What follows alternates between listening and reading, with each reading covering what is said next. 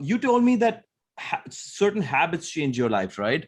So being extremely organized, you said, right? And I'm actually working on this right now. I'm working with a productivity coach to learn calendar, to wake up at the same time, because my discipline over here is horrible just from playing poker, right?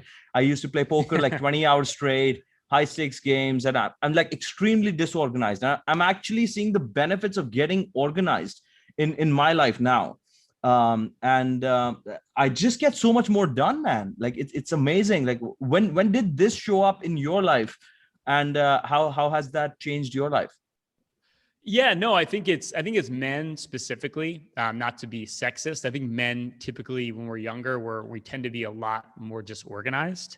Okay. And what I found for me was like having to run a business, getting into actually running my own business is a horrible thing to be disorganized. It becomes like a horrible evolutionary pressure where, and hopefully when you have some success, you get so many things coming at you that you literally either just break down or you just like have a come to Jesus, as we like to say, meeting with yourself.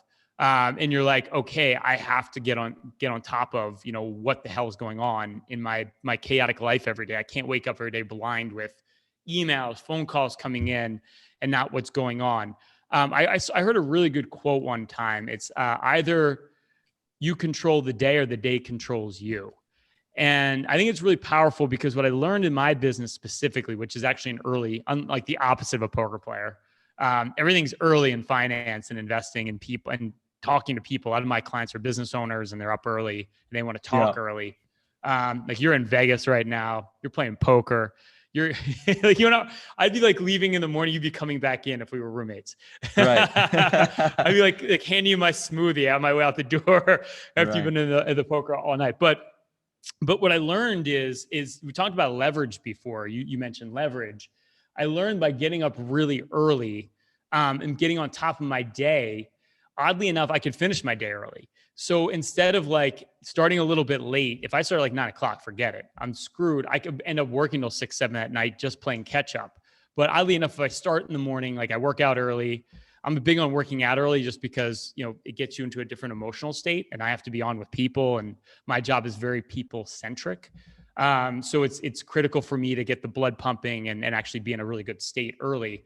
But the funny thing is with that kind of momentum, and maybe I start at like 7, 8:00, my actual business day, like I could be done some days at 3, 4:00. So you actually leverage. The crazy thing is by getting organized and again, controlling the day as the day controlling you, you actually open up a significant amount of time in your life. And that's huge because, the funny thing is, you can probably attest to this too. We start out when we're younger, like I got to college. I used to hang out and do nothing all day. I remember just sitting around watching, TV, like hanging out at my buddy's place, just like pissing time away. As I say, I did that on the young. Years of my adult life. I did that. From 21 to 25, I did that. And, I used to drink a lot. And by 25, then I quit drinking and then I, turned my life around. But I know exactly what you're saying. Yeah. Well, yeah, it's funny because we have all this time when you're a little bit younger, a young adult, really. And then you get into business and you get into work to get busy.